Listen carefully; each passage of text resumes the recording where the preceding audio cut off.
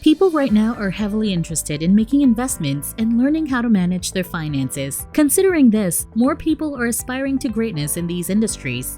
In this video, we'll take a deeper look at one of the most successful businessmen in the world. Have you heard of JPMorgan Chase & Company? Do you know the person behind its success? Well, if you want to know more about it, this video is perfect for you. JPMorgan Chase is a multinational provider of financial services with assets of $3.2 trillion and operations across the globe. This is led by Jamie Dimon, the chairman of the board and chief executive officer. His company is a pioneer in investment banking and asset management. Does this sound interesting to you? If yes, let's take a closer look at Jamie Dimon's life and his journey to becoming the CEO of JPMorgan Chase & Company. Jamie Dimon was born on March 13, 1956. Since 2005, he has served as chairman and CEO of JP Morgan, the biggest of the four major American banks. He is a multi-billionaire American businessman and a banker. He appeared in Time magazine's list of the 100 most influential individuals in the world in 2006, 2008, 2009, and 2011. Also, his estimated net worth is $1.8 billion. Dimon is one of the select few bank CEOs to reach the billion-dollar mark, partly as a result of his $485 million investment in JPMorgan Chase. For the fiscal year of 2011, he received a salary package worth $23 million, which was more than any other bank CEO in the United States. But after a string of contentious trading losses, reaching $6 billion in 2012, JP Morgan cut his remuneration to $11.5 million, where he earned $29.5 million for the 2017 fiscal year. Jamie Dimon was born in New York City. He is one of Theodore and Themis Dimon's three sons, who are of Greek descent. His grandfather was a Greek immigrant who changed the family name from Papademetrio to Dimon and worked as a banker in Izmir and Athens. According to rumors, either he realized that employers didn't want to recruit Greeks while looking for a job as a busboy, or he wanted his name to sound French because he had fallen in love with a French girl. Interesting, right? Jamie Dimon met his wife at Harvard Business School and later tied the knot with Judith Kent in 1983. Cara Lee, Laura, and Julia are their three daughters. Julia and Cara attended Duke University. Laura attended Barnard College. In 2014, Dimon received a diagnosis of throat cancer. He underwent chemotherapy and radiation treatment for 8 weeks, which ended in September 2014. At the age of 63, Dimon underwent emergency heart surgery in March 2020 to treat an acute aortic dissection, which is a tear in the aorta's inner layer and is the body's major blood vessel. Gordon Smith and Daniel Pinto were in charge of the bank until Dimon's comeback, who had reportedly made a good recovery from surgery, according to JP Morgan. As a result of the COVID-19 pandemic, Dimon declared in April 2020 that he had resumed remote employment. On the other hand, Dimon has an older brother, Peter, and a fraternal twin brother, Ted. At Shearson, both his father and grandfather worked as stockholders. He attended the Browning School and became a summa cum laude at Tufts University after majoring in psychology and economics. Sounds great, right? Do you enjoy watching the video? If yes, and if you're new to our channel, consider hitting the like and subscribe button to keep you updated for more of these interesting videos that you surely wouldn't want to miss. To continue, when Dimon was a student at Tufts, he submitted an essay about Shearson's mergers. His mother forwarded the article to Sandy Whale, who hired Dimon to work at Shearson doing budgeting for a summer break. Before enrolling at Harvard Business School, he spent 2 years working in management consulting at Boston Consulting Group. He had a summer job at Goldman Sachs while attending Harvard. Also, he received his MBA in 1982 after graduating as a Baker Scholar. How do you feel about Jamie Dimon's hard work? I think this is one of the major factors as to why he is JP Morgan's CEO. What are your views on this?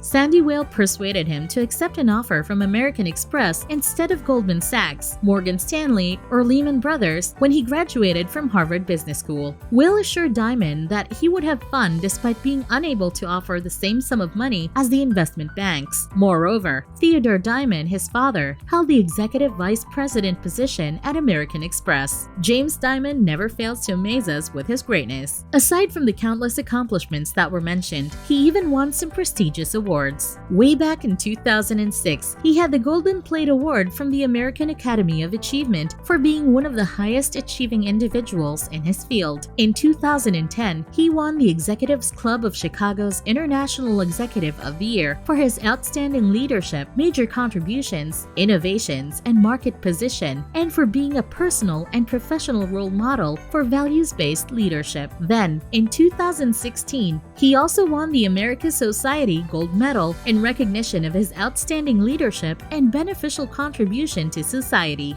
Want to know more interesting facts about the CEO of JP Morgan? Keep watching this video. With the acquisitions made during Dimon's leadership, JP Morgan has surpassed all other U.S. banks in terms of domestic assets managed. In 2009, the advisory from Brendan Wood International named Dimon as one of the Top Gun CEOs. In a highly publicized heated exchange with Mark Carney, the governor of the Bank of Canada, on September 26, 2011, Dimon said that certain Basel III international financial standards discriminate towards American banks and are anti-American. To reveal a loss of at least $2 billion in deals that CEO Jamie Dimon said were intended to hedge the bank's overall credit risks, JP Morgan called an emergency conference on May 10, 2012. According to Dimon, the approach was flawed, complex, poorly vetted, poorly implemented, and poorly monitored. The Federal Reserve, the SEC, and the FBI looked into the incident, and the main player was given the nickname the London Whale. In January 2012, Dimon made a statement regarding the Volcker Rule in which he expressed his support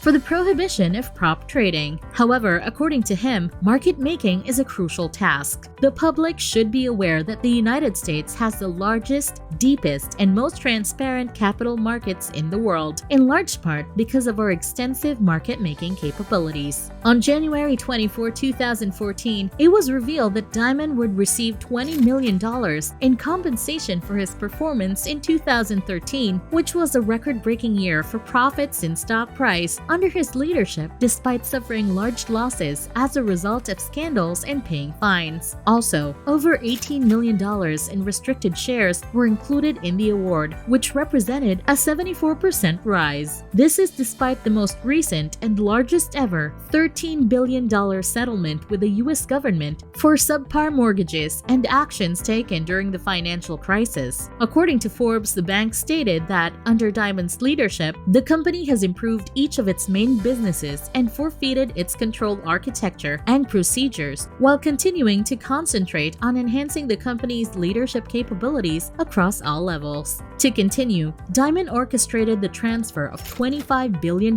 in funds from the United States while serving as CEO of JP Morgan. On October 28, 2008, the bank received a Treasury Department letter under the Troubled Asset Relief Program, or TARP. This was the fifth largest transfer made as part of the TARP Section A program to assist problematic assets linked to residential mortgages. Although JP Morgan Chase was in a much better financial position than other banks and did not require TARP funding, it accepted the cash since the government did not want to single out only the banks with capital difficulties. This information has been extensively reported. Of the 9 biggest U.S. banks, JP Morgan Chase was likely the healthiest and did not require TARP funding. Treasury Secretary Henry Paulson allegedly forced the CEOs of the 9 major banks to take the TARP funds on late notice to convince smaller banks with shaky assets to accept it. We have seen how Jamie Dimon, like every other successful businessman, had to start small, gather experience, overcome challenges, and eventually, through hard work and commitment, reach these tremendous milestones. Success is indeed a product of hard work and commitment. Were you amazed by Jamie Dimon's journey? Let me know in the comments below. If you enjoyed the video, make sure to leave a like, subscribe, and enable post notifications. Don't forget to check out our YouTube channel, Wealth Journal, to learn more about the interesting life of the key players in the financial industry. See you in the next video.